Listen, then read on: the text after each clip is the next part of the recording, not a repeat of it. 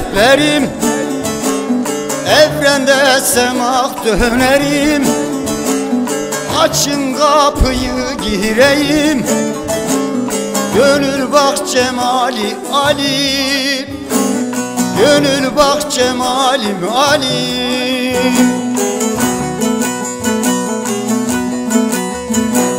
Ayırma alemi sümbü, herkes bir bahçenin gülü. Kırılsın vuranın eli, gönül bak cemali Ali, gönül bak cemalim Ali.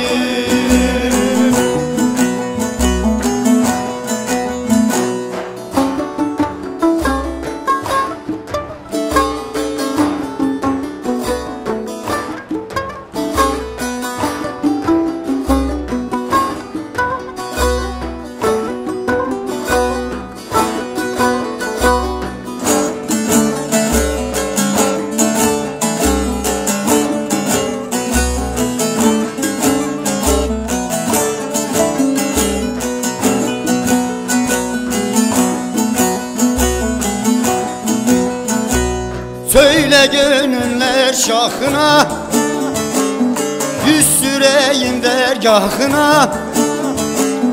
Hasan Hüseyin'in aşkına, gönül bak cemali Ali, gönül bak cemalim Ali.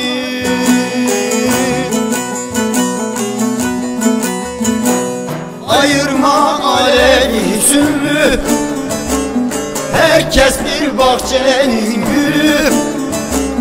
Kırılsın vuranın eli, gönül bak cemali Ali, gönül bak cemalim Ali.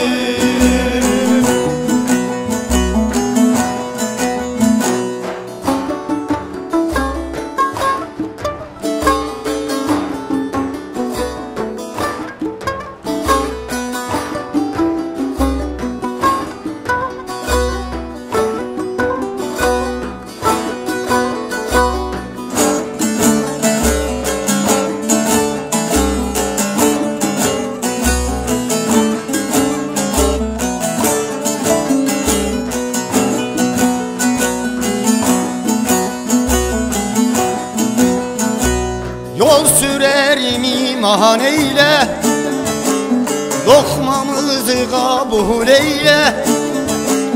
Kerbela'ya selam söyle, gönül bak cemali Ali, gönül bak cemalim Ali.